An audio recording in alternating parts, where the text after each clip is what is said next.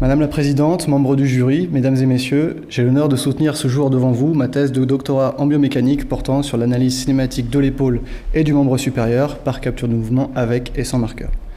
Cette présentation sera introduite par les méthodes de capture de mouvement pour l'épaule en mettant en évidence les manques ayant engendré ces travaux de thèse.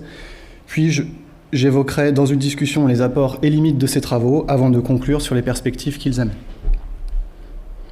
Le mouvement est notre principal moyen d'expression et d'interaction avec notre environnement. Il existe donc un intérêt naturel à l'étudier. Les travaux de Marais sur la décomposition photographique ont été les prémices de l'analyse cinématique qui peu à peu a évolué et s'est développée pour tenter de comprendre la mécanique sophistiquée et complexe que constitue le mouvement humain. Les premiers travaux se sont majoritairement focalisés sur le membre inférieur et s'il est difficile de dater précisément l'apparition des premiers travaux pour l'épaule, l'apparition plus tardive de ceux-ci s'explique en partie par la complexité de cette articulation, nécessitant des outils de capture de mouvement en capacité de décrire correctement son mouvement. En effet, le complexe articulaire de l'épaule est composé de 4 segments, le thorax, la clavicule, la scapula et l'humérus, mis en mouvement par 3 articulations, l'articulation sternoclaviculaire entre le thorax et la clavicule, acromioclaviculaire entre la scapula et la clavicule, et gléno-huméral entre la scapula et l'humérus. Ajouté à cela est parfois décrit le plan de glissement de la scapula par rapport au thorax, et souvent défini comme l'articulation scapulo-thoracique. Cet ensemble articulaire peut être simplifié et résumé à une articulation unique entre le thorax et l'humérus, appelée articulation huméro-thoracique, qui est une articulation virtuelle bien évidemment. Ce complexe articulaire fonctionne en synergie dont la coordination cinématique fine est sujette à des altérations, notamment pour la scapula, appelée dyskinésie scapulaire. Si le lien de causalité de ces altérations avec l'apparition de blessures reste à éclaircir, il n'en demeure pas moins que l'épaule est effectivement sujette à un risque important de blessure, la plaçant sur le podium des parties du corps subissant des troubles musculo-squelettiques. Ces troubles vont impacter l'autonomie, la productivité ou l'absentéisme des personnes concernées et ainsi l'évaluation cinématique de l'épaule constitue un enjeu socio-économique majeur afin de mieux comprendre ces phénomènes pour pouvoir les prévenir. Pour mesurer cette cinématique, différentes méthodes de capture de mouvement existent, notamment au moyen d'une mesure directe du complexe osseux qui peut s'effectuer avec des tiges intracorticales. La méthode consiste à placer des tiges directement dans les os afin de suivre leur mouvement. Cette méthode ne souffre d'aucun biais sur la mesure en elle-même. Cependant, la procédure est invasive et donc lourde et la cinématique peut être impactée par l'inconfort créé par la présence des tiges, limitant les amplitudes de mouvement. La précision, dans ce cas, est uniquement dépendante de l'outil utilisé pour suivre la position des tiges, soit par capteur électromagnétique ou optoélectronique, et généralement avec une précision inférieure au millimètre. Pour pallier à l'aspect invasif, des outils d'imagerie tels que la fluoroscopie biplanaire peuvent également être utilisés et présentent aussi une excellente précision. Cependant, ces méthodes émettent des radiations et les amplitudes de mouvement possibles sont limitées par l'encombrement de ces appareils. De plus, leur coût entraîne leur rareté, ce qui peut limiter leur utilisation dans une pratique en routine. Une alternative non invasive pour une mesure directe du complexe osseux est par la palpation des points anatomiques, notamment pour la scapula au moyen d'un palpateur spécifique appelé scapula locator. Cette méthode est très simple à mettre en place, cependant, elle nécessite des mesures statiques et un expérimentateur aguerri à l'identification des points anatomiques par palpation. Ainsi, les études ont mis en évidence une forte dépendance de la mesure à l'expérimentateur. La précision dans des conditions idéales de réalisation est équivalente aux méthodes par imagerie, mais avec une variabilité bien plus importante. Lorsqu'une mesure directe est impossible ou inadaptée, une estimation indirecte par mesure cutanée est dans ce cas-là privilégiée. Elle peut s'effectuer au moyen de capteurs électromagnétiques, dont la mise en place est très simple puisqu'elle consiste à placer les capteurs sur la peau au niveau des segments que l'on souhaite suivre. Cependant, cette méthode est filaire et soumise à l'influence des artefacts des tissus mous, c'est-à-dire les mouvements entre la peau et la structure osseuse sous-cutanée dont on cherche à suivre le mouvement. Ainsi, les erreurs d'estimation pour la scapula sont de l'ordre de 5 à 25 degrés selon l'axe de rotation et l'amplitude de mouvement réalisée. Pour une mesure en conditions écologiques, l'utilisation de centrales inertielles est privilégiée car sans fil. Cependant, la méthode est équivalente et les inconvénients le sont également, avec une forte influence des artefacts des tissus mous et une précision qui est du même ordre de grandeur que les méthodes par capteur électromagnétique. Finalement, la méthode privilégiée en estimation indirecte par mesure cutanée est par l'utilisation d'un système optoélectronique avec marqueur cutané. Cette méthode a été plébiscitée pour son excellente précision intrinsèque et consiste à placer des marqueurs sur les points anatomiques des structures osseuses dont on cherche à suivre le mouvement.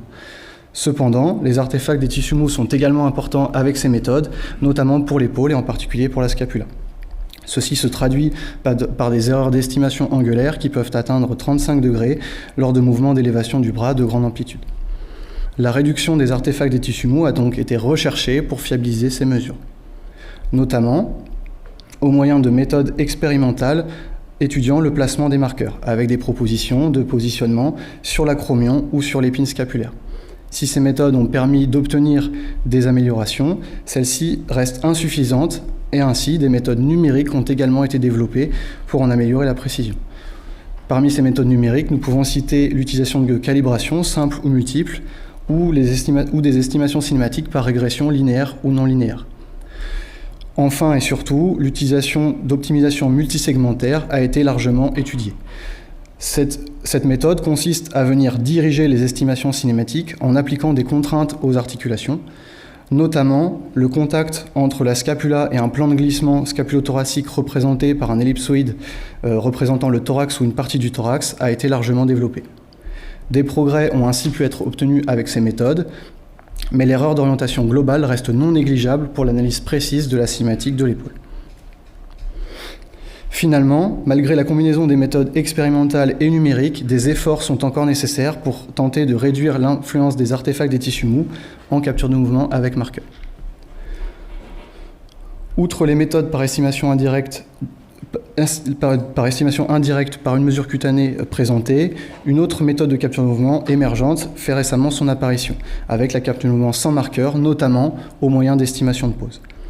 Cette méthode possède l'avantage de ne pas dépendre d'une mesure cutanée, laissant supposer à une moindre influence des artefacts des tissus mous, combinée à un intérêt pour son utilisation du fait de la rapidité accrue de la mesure par l'absence de la pose de marqueur.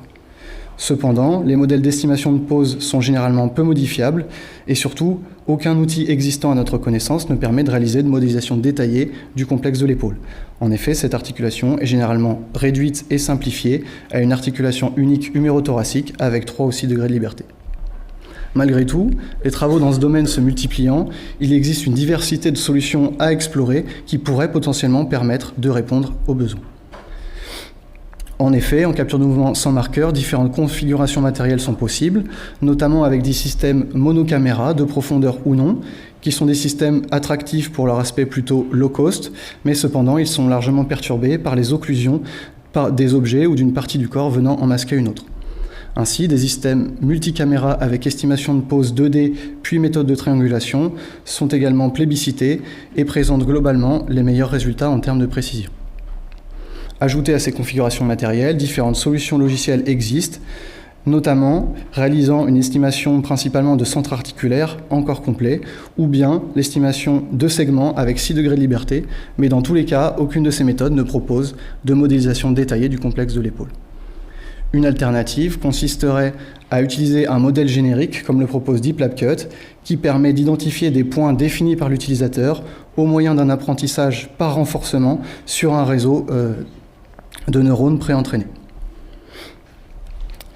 Finalement, la combinaison de ces outils pourrait potentiellement être intéressante pour l'estimation cinématique du complexe de l'épaule, mais ceci n'a pas encore été exploré. En résumé de cette introduction, quel est le système de capture de mouvement idéal pour la cinématique de l'épaule ? Eh bien, si on prend la définition proposée par Atta en 1984, un système de capture de mouvement idéal doit être précis et sans perte, sans interférer avec le sujet ou son environnement, avec des résultats qui sont obtenus immédiatement, et ces résultats doivent être obtenus de façon simple, rapide, à distance et à bas coût, ce que nous avons résumé par de façon accessible. Ainsi, le système de capture de mouvement idéal représenterait le losange parfait sur la représentation de ces 4 critères. Si l'on reprend maintenant les différentes méthodes présentées dans cette introduction, nous pouvons voir que les méthodes avec mesure directe du complexe osseux sont parmi les plus précises, mais souffrent largement des interférences ou de leur accessibilité limitée. Les méthodes par capture de mouvement par capteur électromagnétique ou inertiel sont très simples et rapides à mettre en place avec des interférences limitées. Cependant, leur précision les impacte largement. La capture de mouvement avec marqueur pourrait représenter un bon compromis, mais avec un niveau de précision qu'il serait souhaitable d'améliorer. Quant à la capture de mouvement sans marqueur, elle possède des caractéristiques attractives, mais qui n'ont pas encore été appliquées pour l'estimation cinématique du complexe de l'épaule. Ainsi, dans cette travaux de thèse, nous proposons d'étudier plus en détail la capture de mouvement avec marqueur pour tenter d'en améliorer la précision, et la capture de mouvement sans marqueur pour explorer son potentiel. L'objectif de cette thèse était donc de développer et valider des outils d'analyse cinématique du complexe de l'épaule et du membre supérieur par capture de mouvement avec et sans marqueur. Au moyen tout d'abord d'une première étude avec marqueur, en poursuivant les efforts de modélisation en capture de mouvement avec marqueur, en étudiant l'influence de l'optimisation du modèle cinématique et de la pondération des marqueurs sur la cinématique scapulaire dans une optimisation multisegmentaire, et en développant et validant une méthode de capture de mouvement sans marqueur par algorithme d'apprentissage profond qui permettent le suivi cinématique de l'épaule et du membre supérieur. Nous allons tout d'abord commencer par les travaux en capture de mouvement avec marqueur. Comme nous l'avons évoqué en introduction, ces méthodes sont largement influencées par les artefacts du tissu mou, du fait du mouvement des structures osseuses sous la peau, alors que les marqueurs restent fixes sur la peau. Ainsi, comme nous l'avons évoqué, des méthodes expérimentales avec les placements sur l'acromion et l'épine scapulaire ont été proposées, ainsi que des méthodes numériques, notamment l'optimisation multisegmentaire. Dans ces méthodes d'optimisation, il est possible d'appliquer une pondération sur les marqueurs, c'est-à-dire attribuer davantage d'importance à certains marqueurs par rapport à d'autres dans le suivi d'un segment. Ceci afin de considérer la distribution spatiale des artefacts des tissus mous et tenter de les réduire. Cette méthode n'ayant jamais été appliquée à la cinématique de la scapula dans une optimisation multisegmentaire, c'était donc l'objectif de cette étude. Pour cela, nous avons recruté 15 participants sans pathologie d'épaule, que nous avons équipés de 24 marqueurs cutanés sur le membre supérieur et sur l'épaule, dont 6 sur la scapula. Et ces participants ont réalisé 14 mouvements analytiques, sportifs et de la vie quotidienne, dans un environnement de 10 caméras infrarouges. Chaque mouvement était décomposé en 5 pauses statiques, afin de permettre à chaque pause le positionnement d'un scapula locator pour obtenir la position de référence de la scapula. Grâce à ces données, nous avons pu réaliser 2 modélisations. Tout d'abord, un modèle de référence constitué uniquement de 2 segments, le thorax et la scapula, définissant une articulation scapulo-thoracique avec 6 degrés de liberté. Et le suivi de la scapula a été réalisé dans ce modèle au moyen des données du scapula locator pour constituer notre référence. Pour notre modèle en optimisation multisegmentaire, nous avions 5 segments du thorax jusqu'à l'avant-bras, et une articulation scapulo-thoracique décrite comme le plan de glissement d'un point de la scapula, ce déplacement sur un ellipsoïde ayant été optimisé pour chaque participant. Le suivi de la scapula dans ce modèle était réalisé au moyen de 6 marqueurs sur l'acromion et l'épine scapulaire, initialement avec des poids homogènes, c'est-à-dire égaux pour chacun des marqueurs. Avec ces 2 modèles, nous avons ainsi pu calculer la différence d'orientation pour l'articulation scapulo-thoracique entre les 2 modèles. Nous sommes ensuite intéressés à l'optimisation de la pondération des poids attribués aux marqueurs. Nous sommes donc partis de notre situation initiale avec nos poids homogènes et la différence d'orientation obtenue avec ces poids homogènes. Puis nous avons fait varier les poids attribués à chacun des marqueurs pour minimiser la différence d'orientation de l'articulation scapulo-thoracique en moyenne pour les 5 pauses d'un mouvement. Et nous avons fait cela pour tous les mouvements et pour tous les participants au moyen d'un algorithme à évolution différentielle. Nous avons ainsi obtenu 210 jeux de poids optimisés individuels pour chaque mouvement de chaque participant. Également, afin d'étudier si l'utilisation d'un jeu de poids unique pourrait permettre d'améliorer les estimations cinématiques, nous avons calculé la moyenne de ces jeux de poids optimisés, que nous avons appelé le jeu de poids moyen global. Pour s'intéresser aux spécificités des pondérations obtenues, c'est-à-dire si les jeux de poids obtenus nous avons regardé notamment la spécificité aux participants, c'est-à-dire si les jeux de poids obtenus pour un participant pouvaient s'appliquer de façon analogue sur les autres participants. Pour cela, nous avons pris un couple participant et un mouvement, et le jeu de poids obtenu à l'issue de l'optimisation, et nous avons appliqué ce jeu de poids sur ce même couple afin tout d'abord d'étudier l'effet de l'optimisation, voir tout simplement si l'optimisation améliorait effectivement les estimations cinématiques en réduisant la différence d'orientation. Puis nous avons appliqué ce jeu de poids sur le même mouvement, mais pour tous les autres participants. Et nous avons fait cela pour tous les mouvements et pour tous les participants. Ensuite, nous avons aussi étudié la spécificité au mouvement, c'est-à-dire si les jeux de poids obtenus pour un mouvement pouvaient s'appliquer de façon analogue sur les autres mouvements. Pour cela, nous avons pris une nouvelle fois un couple participant et mouvement et le jeu de poids obtenu à l'issue de l'optimisation que nous avons appliqué sur l'ensemble des mouvements d'un participant. Et nous avons fait cela pour tous les mouvements et pour tous les participants. Afin d'étudier l'effet de ces différentes pondérations, nous sommes intéressés à l'évolution de la différence d'orientation par rapport à la situation initiale avec les jeux de poids homogènes.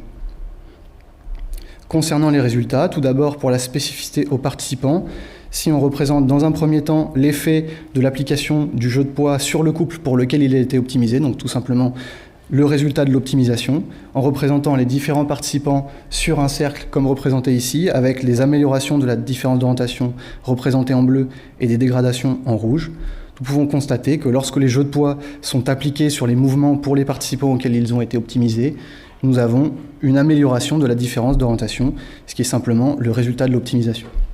Ensuite, en revanche, lorsque pour un participant nous appliquons les jeux de poids obtenus pour tous les mouvements de ce participant sur les autres participants, eh bien dans ce cas, nous constatons des dégradations indiquées par les lignes rouges et la moyenne pour ce participant est indiquée sur le bord du cercle, est également en rouge, indiquant qu'en moyenne, les poids obtenus pour tous les mouvements de ce participant ne s'appliquent pas sur les mouvements des autres participants.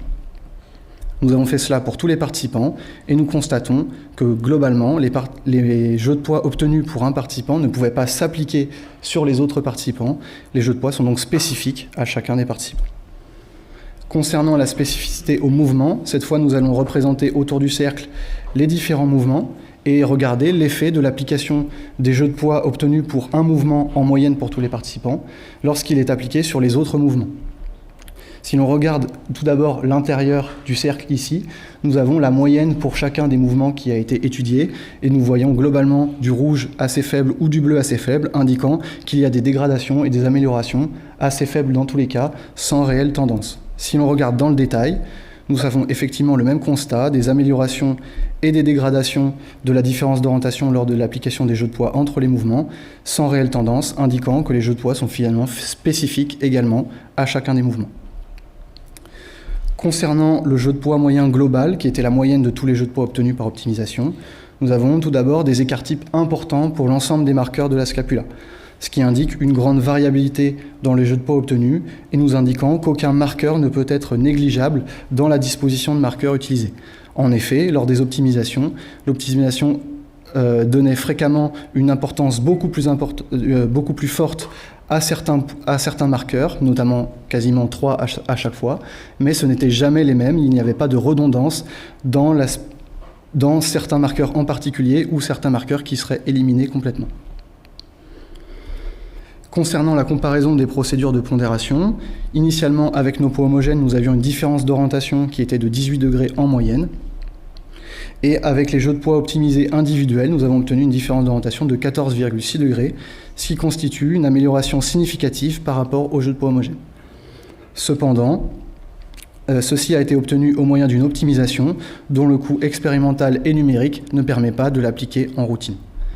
Concernant le jeu de poids moyen global, celui-ci ne possède pas de différence significative par rapport au jeu de poids homogène et il n'est donc pas possible d'utiliser un jeu de poids moyen unique pour améliorer les estimations cinématiques. En conclusion de cette étude, nous avons donc une absence de jeu de poids unique et une spécificité aux mouvements et aux participants des pondérations obtenues, ce qui est en accord avec les spécificités aux mouvements et aux participants des artefacts des tissus mous mis en évidence précédemment dans la littérature. De plus, nous avons obtenu une grande variabilité dans les jeux de poids obtenus à l'issue de la pondération, ce qui nous amène aux recommandations suivantes pour la cinématique de la scapula dans une optimisation multisegmentaire, qui est d'utiliser des marqueurs en redondance de l'acromion obermedial de l'épine scapulaire, malgré des artefacts des tissus mous a priori plus importants pour cette partie mise en évidence dans la littérature, et en utilisant des jeux de poids homogènes, c'est-à-dire égaux pour chacun des marqueurs. Ces conclusions sont en accord avec une étude analogue réalisée avec marqueurs sur l'humérus précédemment dans la littérature. Concernant la différence d'orientation malgré l'optimisation, elle reste de plus de 14 degrés et malgré une amélioration significative par rapport au jeu de poids homogène, celle-ci n'est pas réalisable en routine et montre de plus le plafond de verre lié aux artefacts des tissus. Finalement, l'optimisation du poids des marqueurs sur la cinématique de la scapula n'a pas permis d'améliorer la précision de la capture de mouvement sans marqueur de façon suffisante, et nous sommes donc intéressés ensuite à la capture de mouvement sans marqueur dans nos travaux. Tout d'abord, au moyen d'une étude permettant le développement et la validation d'un algorithme d'estimation de pose 2D qui est en capacité d'identifier des points anatomiques de l'épaule et du membre supérieur. Puis, dans une troisième étude, le développement et la validation d'une méthode d'estimation, mais cette fois en 3D, permettant les estimations cinématiques du complexe de l'épaule et du membre supérieur par capture de mouvement sans marqueur. Nous allons tout d'abord commencer par le développement de la méthode d'estimation de pose. Comme nous l'avons vu en introduction, la capture de mouvement sans marqueur pour le complexe de l'épaule n'est pas permise à ce jour, puisqu'aucun des outils ne permet de réaliser de modélisation détaillée du complexe de l'épaule. Cependant, une configuration matérielle et logicielle adaptée pourrait potentiellement permettre de répondre à ce besoin.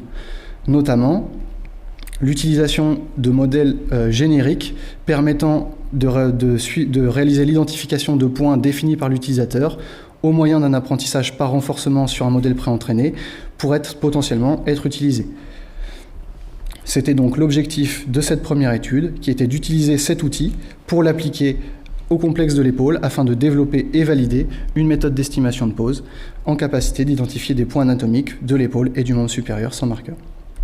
Pour cela, nous avons recruté 16 participants sans pathologie d'épaule qui ont réalisé 5 mouvements unilatéraux décomposés en pose statique dans un environnement de 8 caméras vidéo, 3 en position avant et 5 en position arrière. Les mouvements réalisés étaient des mouvements d'abduction, je peux le mimer si vous le souhaitez, de scaption, donc dans le plan élévation dans le plan scapulaire, de flexion, un mouvement appelé élévation inféro-supéromédiale, qui consistait à avoir un mouvement avec occlusion, et un mouvement de rotation interne huméro-thoracique.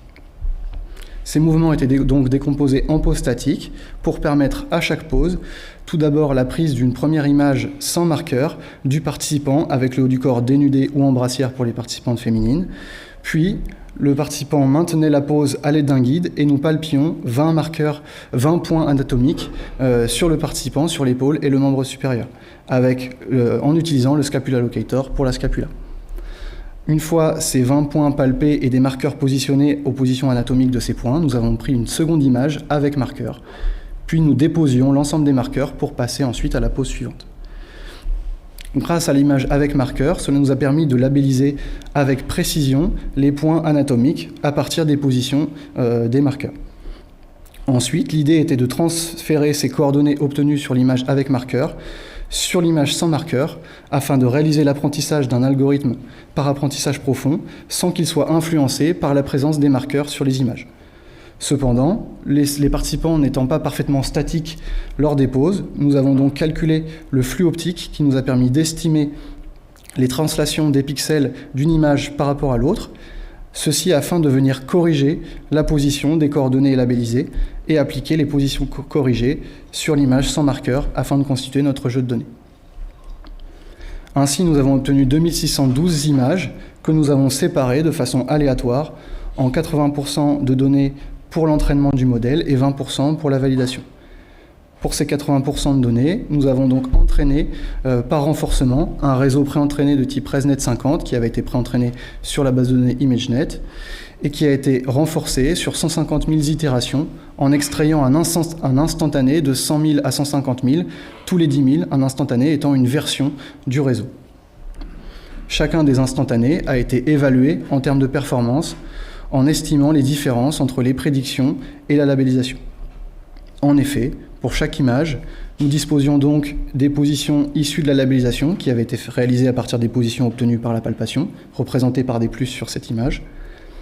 Et nous avions ensuite les coordonnées issues de l'estimation de pose à partir de l'algorithme entraîné, avec des positions considérées comme correctes, c'est-à-dire dépassant un seuil de confiance fixé à 60%, et représentées par des ronds, et des positions incorrectes représentées par des croix, qui sont dans ce cas ignorées car ne dépassant pas ce seuil de confiance. Avec l'ensemble des points anatomiques prédits, nous avons ainsi pu calculer la distance euclidienne entre chaque point prédit et sa référence en pixels sur les images. Concernant les résultats, tout d'abord, Pour le choix de l'instantané, nous avons conservé l'instantané 150 000, qui était le dernier instantané, puisqu'il possédait la meilleure précision moyenne, qui était de l'ordre de 5,8 pixels. Concernant les performances des prédictions réalisées, nous avons obtenu 5150 prédictions correctes pour des points qui étaient effectivement présents dans les données de labellisation, et 3806 points qui n'ont pas été prédits et qui étaient effectivement absents des données de labellisation. Ajoutez à cela 68 faux négatifs, c'est-à-dire des points qui n'ont pas été prédits alors qu'ils étaient présents sur les données de labellisation, ce qui nous donne un taux de rappel de 99%, et 1436 faux positifs, c'est-à-dire des points qui ont été identifiés alors qu'ils étaient absents sur les données de labellisation, donnant un taux de précision sur les détections de 78%. Concernant la distance euclidienne pour chacun des points anatomiques, représentée ici avec en ordonnée la distance euclidienne en pixels, nous avions des distances médianes allant de 3,2 à 8,5 pixels. Afin de donner une estimation en millimètres, nous pouvons utiliser les informations de calibration de notre système de caméra, nous permettant d'estimer dans le plan des caméras un ordre de grandeur de 2 mm par pixel. Ainsi, nous avons donc obtenu une précision médiane estimée qui est inférieure à 18 mm pour tous les points anatomiques et avec une précision qui est du même ordre de grandeur que la littérature ayant utilisé Deep Lab Cut si on rapporte la précision à la résolution des caméras utilisées, qui était de 2 mégapixels. De plus, si l'on souhaite comparer nos résultats aux méthodes sans marqueur précédemment utilisées dans la littérature, notamment pour le centre articulaire humérothoracique du coude et du poignet, étant donné que nous avions des points anatomiques précis et non pas des centres articulaires, nous avons tout d'abord calculé une moyenne estimée pour chacun des centres articulaires qui est estimée par rapport à la palpation dans notre étude, que nous avons comparé aux résultats des études sans marqueur qui, elles, se comparent plutôt à des méthodes avec marqueur. Nous avons dans ce cas des différences 2 à 3 fois plus faibles par rapport à la palpation dans notre cas. Finalement, nous avons donc obtenu un algorithme d'estimation de pose qui permet l'identification de points anatomiques du complexe de l'épaule et avec un niveau de précision qui est prometteur pour la suite des développements. Maintenant que nous avons donc obtenu un algorithme d'estimation de pose en 2D qui est capable d'identifier les points anatomiques de l'épaule et du membre supérieur, nous allons passer au développement et la validation de la méthode pour des estimations en 3D. Pour obtenir des coordonnées en 3D, nous avons besoin d'un système multicaméra avec estimation de pose 2D et d'une méthode de triangulation nous permettant d'obtenir les coordonnées 3D. Et nous avons besoin d'une solution logicielle adaptée afin d'identifier les points anatomiques de l'épaule et du membre supérieur, et en l'occurrence sur la base de l'algorithme développé dans les travaux de la deuxième étude. Cependant, dans cette étude, nous avions réalisé une validation interne, c'est-à-dire que les participants présents sur le jeu de données de validation étaient inclus également dans le jeu de données d'entraînement. Ainsi, il serait préférable de réaliser une validation externe sur des participants non inclus dans le jeu de données d'entraînement afin d'évaluer la performance réelle de l'algorithme lorsqu'il est confronté à des données encore totalement inconnues. L'objectif de cette étude était donc de développer et valider cette méthode d'estimation 3D de la symétrie du complexe de l'épaule et du membre supérieur par capture de mouvement sans marqueur. Pour cela, nous avons repris les 16 participants de la deuxième étude afin de constituer notre jeu de données d'entraînement, puis nous avons inclus 10 nouveaux participants afin de constituer notre jeu de données de validation externe. Le procédure expérimentale était identique à l'étude précédente, avec la réalisation de 5 mouvements unilatéraux décomposés en pose statique, puis labellisation et transfert des coordonnées. Ainsi, nous avons obtenu un jeu de données donc, pour l'entraînement à partir des images labellisées de l'étude 2, que nous avons utilisées entièrement pour l'entraînement, et un nouveau jeu de données pour la validation externe à partir des inclusions de la troisième étude. Nous avons ensuite réalisé l'entraînement d'un nouveau modèle, toujours sur la base d'un réseau préentraîné ResNet 50, et sur 150 000 itérations, en extrayant un instantané de 100 000 à 150 000, tous les 5 000 itérations. Chacun des instantanés a été évalué en termes de performance en 2D, afin de conserver la meilleure performance pour l'estimation de pose 2D, puis passer aux estimations 3D.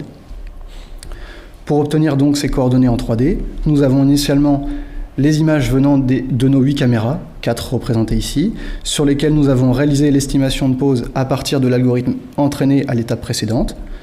Pour obtenir les coordonnées des points anatomiques de l'épaule et du membre supérieur sur ces images, puis nous avons réalisé la triangulation de ces points afin de les obtenir en 3D au moyen de la méthode de triangulation proposée par la toolbox Pose2Sim et des informations de calibration de notre système de caméra. Nous avons ainsi obtenu des coordonnées en 3D, à la fois de référence à partir des points labellisés à partir de la palpation et à partir des prédictions constituant nos coordonnées sans marqueur. À partir de ces différentes coordonnées, nous avons réalisé ensuite une modélisation en utilisant OpenSim. Tout d'abord, nous avons réalisé un premier modèle de référence dont la cinématique a été décrite en optimisation segmentaire, c'est-à-dire en utilisant des liaisons à 6 degrés de liberté pour chacun des segments. Ceci afin d'être au plus proche de la position et orientation réelle de chaque segment sans appliquer de contraintes. En revanche, pour nos coordonnées sans marqueur, nous avons utilisé une modélisation avec une optimisation multisegmentaire en chaîne ouverte, c'est-à-dire sans contrainte scapulo-thoracique, de façon à pouvoir potentiellement compenser les pertes ou imprécisions de certains marqueurs par l'identification sans marqueur. Nous avons ensuite pu calculer, à l'aide de ces deux modèles, la différence d'orientation pour chacune des articulations entre les deux. Pour valider les performances de l'algorithme mis en place, nous avons donc regardé les distances euclidiennes entre les coordonnées 3D de référence et sans marqueur, et les différences d'orientation pour les articulations entre les modèles de référence et sans marqueur, en étudiant aussi l'influence du mouvement et du degré d'élévation sur les différences d'orientation obtenues. Pour les différentes coordonnées, nous avons donc obtenu des résultats qui sont relativement homogènes pour l'ensemble des points anatomiques, avec une médiane de 11,5 mm et des valeurs médianes allant pour les points anatomiques de la scapula de 10 à 19 mm. Nous constatons tout de même une erreur et une variabilité plus importante pour certains points, notamment le point de la 8e vertèbre thoracique, de l'angle inférieur et de l'épicondyle médial. Et cette information est à mettre en parallèle du graphique représentant les points qui n'ont pas pu être reconstruits en 3D sur le jeu de données de validation, avec en bleu les données sans marqueur et en rose les données de référence. En effet, des points n'ont pas pu être reconstruits à l'issue de la triangulation, et le pourcentage de ces points manquants est représenté sur ce graphique. En faisant le focus sur T8 et l'angle inférieur, nous constatons que pour 20 à 25% des données de validation, le point n'a pas pu être reconstruit en 3D, ce qui indique plutôt des difficultés d'estimation de ce point en 2D, empêchant sa reconstruction en 3D. Concernant l'épicondyle médial, en revanche, nous constatons qu'il était à la fois perdu sur les données sans marqueur et sur les données de référence, ce qui indique plutôt des difficultés de visualisation de ce point, davantage liées à la configuration expérimentale utilisée. Concernant les différences d'orientation par articulation, tout d'abord, nous pouvons regarder que le pourcentage de reconstruction de l'articulation scapulo-thoracique était de 97%, ce qui indique finalement que les pertes de T8 et AI n'ont pas engendré d'impossibilité de reconstruction du modèle. Cependant, le pourcentage pour l'humérothoracique étant de 67%, cela indique que la perte de l'épicondyle médial a conduit à davantage de pertes de la reconstruction de l'humérus, n'ayant pas permis du coup de modéliser cette articulation sur l'ensemble des données de validation. Les différences d'orientation obtenues sont en médiane de 11,3 degrés, avec des valeurs de 12 à 14 degrés pour la scapulothoracique et l'humérothoracique en particulier. Nous pouvons constater aussi une augmentation significative de la différence d'orientation vers les articulations distales, significativement différentes, représentées par une lettre différente, en allant de 5 degrés pour le thorax par rapport au laboratoire, jusqu'à 25 degrés d'erreur pour le poignet. Concernant l'effet du mouvement et du degré d'élévation sur la différence d'orientation, nous pouvons constater que nous avons globalement des différences d'orientation autour de 14 degrés pour l'ensemble des situations, sans effet significatif du mouvement ou du degré d'élévation sur la différence d'orientation. En conclusion de cette étude, nous avons donc réalisé des estimations 3D sans marqueur de 20 points anatomiques de l'épaule et du membre supérieur, avec une précision moyenne qui était de l'ordre de 13,4 mm, et constituant une amélioration par rapport aux méthodes avec marqueur pour la scapula, avec les erreurs les différences obtenues par rapport à notre référence de palpation représentées en bleu pour les différences obtenues dans notre étude, et en rose les différences obtenues avec marqueur, mises en évidence dans la littérature.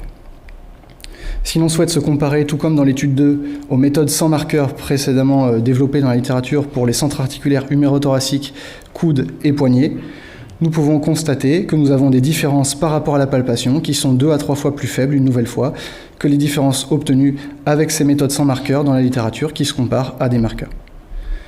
Concernant les estimations cinématiques, elles sont équivalentes aux méthodes avec marqueur, notamment pour l'articulation scapulo-thoracique, puisque nous avons obtenu une différence d'orientation moyenne de 14 degrés, alors qu'elle était de 15 à 18 degrés dans la première étude développée. De plus, nous avons une indépendance par rapport au mouvement et au degré d'élévation qui indique une plus faible influence des artefacts des tissus mous sur la capture de mouvement sans marqueur par rapport à ce qui est généralement observé en capture de mouvement avec marqueur. Nous avons ainsi obtenu une méthode de capture de mouvement sans marqueur qui est compatible avec l'estimation cinématique du complexe de l'épaule et qui possède le potentiel pour surpasser les méthodes actuelles. Nous avons donc présenté dans ces travaux 2 approches pour la capture de mouvement de l'épaule, nécessitant des configurations matérielles avec et sans marqueur, avec le développement de l'estimation, avec le développement d'une solution logicielle dédiée avec la solution d'estimation de pose. Aussi, nous avons développé les outils de modélisation puis de validation utilisés pour estimer la précision, et ces différents points méritent d'être discutés dans la dernière partie de ma présentation. Tout d'abord, concernant la configuration matérielle, des systèmes de caméras en nombre équivalent ont été utilisés avec et sans marqueur, notamment dans un objectif d'analyse bilatérale finalement inexploité. Et nous n'avons pas effectué de recherche de la configuration minimale du système sans marqueur, ce qui pourrait permettre potentiellement de réduire le nombre de caméras et par conséquent le coût de ces systèmes par rapport au système avec marqueur. De plus, la configuration de caméra pourrait aussi être à étudier afin de potentiellement s'affranchir des difficultés d'identification de certains points que nous avons constatés dans nos résultats. L'algorithme d'estimation de pose s'effectuant, la détection dans l'algorithme d'estimation de pose s'effectuant à l'échelle du pixel, il serait aussi intéressant d'étudier l'effet de la résolution des caméras sur la précision obtenue en capture de mouvement sans marqueur. Cependant, l'augmentation de la résolution des caméras se fait généralement au détriment de la fréquence d'acquisition, qui est un critère à prendre en compte également si l'on souhaite s'intéresser à des mouvements rapides, notamment pour des applications sportives. Pour ces applications, la capture de mouvement avec marqueur pourrait potentiellement toujours posséder des arguments permettant de sélectionner plutôt cette méthode par rapport aux méthodes sans marqueur. Concernant la solution logicielle dédiée pour l'estimation de pose, nous avons choisi une architecture de type ResNet 50 sur la base d'un réseau préentraîné, mais d'autres approches ou architectures pourraient être envisagées afin d'orienter l'algorithme vers davantage de précision ou de performance. Concernant le niveau de précision, justement, il est valable que pour une population similaire à la population étudiée, qui est en l'occurrence relativement homogène, et il serait donc intéressant d'étudier la performance de l'algorithme sur une population plus diversifiée, que ce soit en termes d'âge, de morphologie, de pathologie ou même de tenue vestimentaire. L'application dans des environnements différents permettrait aussi d'évaluer la performance de l'algorithme en dehors du laboratoire. Cependant, des travaux annexes sur la suppression de l'arrière-plan nous ont donné des indices quant à la faible influence de celui-ci sur les estimations réalisées. Concernant la prise en compte de différentes conditions de mesure, nous les avons en partie considérées en incluant les images venant de nos 8 caméras dans pour l'apprentissage d'un seul et même réseau et en ajoutant des paramètres d'augmentation des images. Cependant, ces paramètres pourraient être optimisés pour augmenter la diversification de l'algorithme. Enfin, nous avions une faible diversité de mouvements étudiés dans nos données et c'est un critère qui est à considérer pour la généralisation de la solution. Une fois que nous avons une solution matérielle et logicielle adaptée, nous réalisons généralement une modélisation numérique. Notamment, en capture de mouvement avec marqueur, l'effet de l'optimisation multisegmentaire a fait ses preuves pour améliorer les estimations. Ceci a encore été montré dans les travaux de la première étude.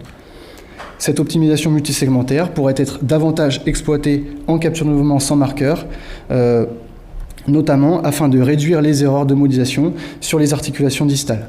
En effet, nous avons obtenu une augmentation de l'erreur sur les articulations distales qui est davantage à attribuer à une erreur de modélisation puisque nous ne retrouvions pas ce pattern d'augmentation de l'erreur sur les coordonnées 3D. Enfin, pour qu'un système de capture de mouvement soit valable, il faut qu'il soit validé. Nous avons utilisé dans nos études la palpation comme référence. Cependant, celle-ci ne constitue pas un gold standard du fait de la variabilité qu'elle possède. De plus, elle nécessite de la réalisation de poses statiques.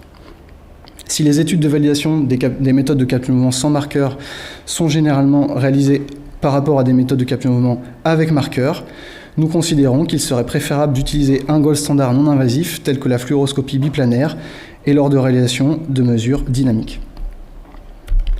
En conclusion, quel est finalement le système de capture de mouvement idéal pour la cinématique de l'épaule ?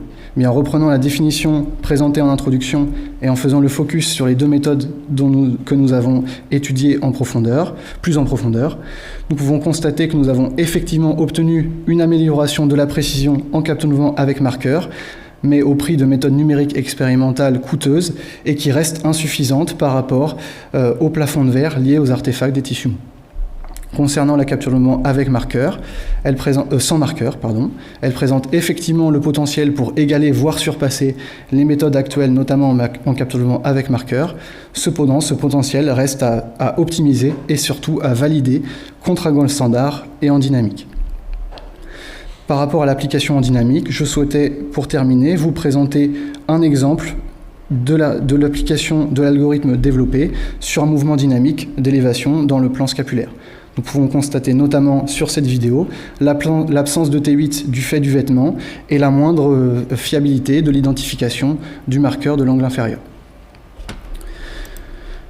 Finalement, nous avons développé une preuve de concept de la capture de mouvement sans marqueur spécifique à une partie du corps qui convient dorénavant d'optimiser ou bien d'utiliser comme base méthodologique pour d'autres applications. Et je vous remercie pour votre attention.